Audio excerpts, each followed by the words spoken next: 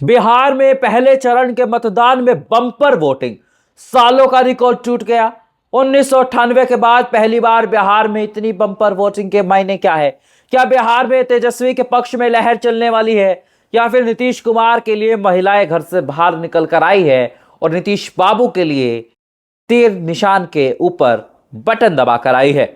नमस्कार, HN media देख रहे हैं आप और मेरा नाम है तुषार शौरान। बिहार में चुनाव पहले चरण का हो चुका है। पहले चरण में 121 विधानसभा सीटों पर मतदान हो चुका है, लेकिन सवालिया निशान यह है कि बिहार की जनता ने किसको वोट किया है। ये सवाल इसीलिए है क्योंकि बिहार में 1998 के बाद पहली बार इतना ज्यादा बम्पर मतदान हुआ है और माना जाता है चुनावों के अंदर कि बम्पर वोटिंग का मतलब सरकार का बदलना होता है। लेकिन एक इसका अपवाद भी है। अपवाद की मैं बात करूं तो महाराष्ट्र का चुनाव, महाराष्ट्र में बम्पर वोटिंग हुई, रिकॉर्ड टूटे और सत्ताधारी गठबंधन प्रचंड बहुमत के साथ सत्ता में आ गया। वहां पर मुद्दा बनी थी महिलाएं, महिलाओं को पैसे मिले, महिलाओं ने जाकर वोट डाला, खातों में पैसे आए थे लाड़की बहना योजना के तहत। लेकिन बिहार में क्या हुआ है? क्योंकि आप अलग अलग प्लेटफॉर्म पर चर्चाएं देख रहे हैं कि नीतीश के पक्ष में बम्पर मतदान हुआ। कोई अपनी संकीर्ण मानसिकता से यह भी बोल दे रहा है कि पीके ने कमाल कर दिया। कोई यह भी बता रहा है कि तेजस्वी की बम्पर आंधी चली है, बम्पर सीटें आ रही है। बिहार में क्या हुआ, क्या मैंने देखा, अब आप जरा वो गौर से सुनिए। पहली बात, बिहार में बम्पर वोटिंग हुई है, इसका श्रेय किसी को भी नहीं देना चाहिए। इसका श्रेय 3 लोगों को जाता है, एक को नहीं जाता। तेजस्वी यादव और प्रशांत किशोर युवाओं को बाहर निकालने में कामयाब रहे और नीतीश कुमार महिलाओं को बाहर निकालने में कामयाब रहे। अब आप सोच रहे होंगे, चुनाव आयोग ने वोटिंग परसेंटेज तो जारी कर दिया, लेकिन यह नहीं बताया कि पुरुषों ने कितना मतदान किया, महिलाओं ने कितना मतदान किया। उसके बिना यह पूरा विश्लेषण अधूरा है। मैं आपको सच बोल रहा हूं, और जब ये आंकड़े आएंगे तो मैं आपको बताऊंगा पहले चरण का नतीजा क्या हो सकता है जमीन पर। आपको मैं बताऊं, बिहार में पहले चरण का मतदान हुआ तो छपरा, गोपालगंज, मुजफ्फरपुर के इलाकों में महिलाओं के मुकाबले पुरुषों ने ज्यादा मतदान किया और महिलाएं एनडीए के पक्ष में मतदान करती है।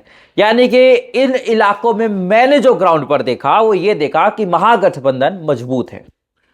अगर मैं पटना के इलाकों में बात करूं तो पटना के इलाकों में सेंध लग गई है महागठबंधन के वोट में, वहां पर एनडीए अच्छा कर रहा है कुछ।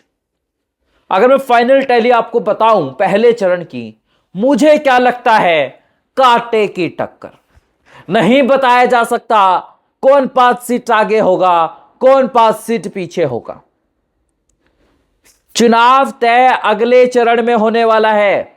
जो भी लोग आपको कह रहे हैं चुनाव तय हो गया है, किसकी सरकार बनने वाली है, तो जनाब रुक जाइए, थम जाइए, विचारधारा मत बनाइए अपनी कुछ भी। चुनाव अभी खुला हुआ है, कांटे के टक्कर का चुनाव है, बराबरी का मुकाबला चला इन इलाकों में।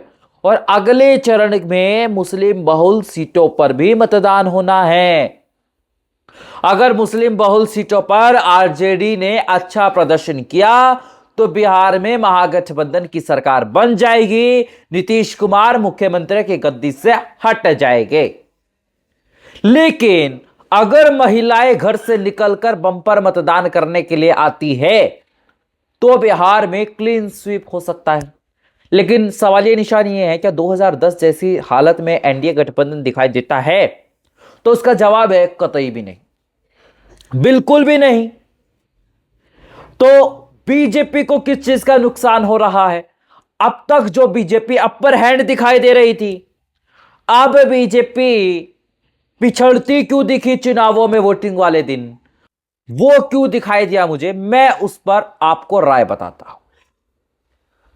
मैं आपको बताऊं, बिहार में सबसे कम टिकट अपने विजिटिंग विधायकों के बीजेपी ने काटे, 20% विधायकों के।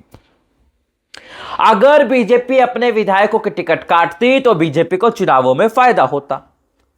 अब बीजेपी ने जो ये टिकट काटे नहीं, इसका नुकसान बीजेपी को हुआ है। कुछ पैराशूट लैंडिंग से टिकट मिली, जैसे मैथिली ठाकुर को अलीनगर की सीट फंस गई है, वो बीजेपी आराम से जीत जाती। बीजेपी ने खुद के पैर पर कुल्हाड़ी मारकर उस सीट को फंसा लिया।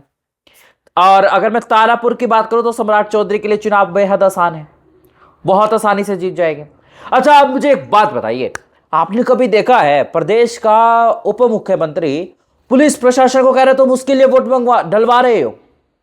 बौखलाहट साफ दिखाई दे गई विजय सिन्हा उप मुख्यमंत्री की, और यही से पता चल गया था कि एनडीए में तनाव है, क्योंकि मुकाबला बराबरी का है।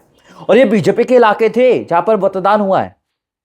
बीजेपी अच्छी खासी सीटें लेकर आती है, और दूसरे चरण में बीजेपी ज्यादा सीटों पर चुनावी मैदान में है, मैं आपको यह भी बता दूं।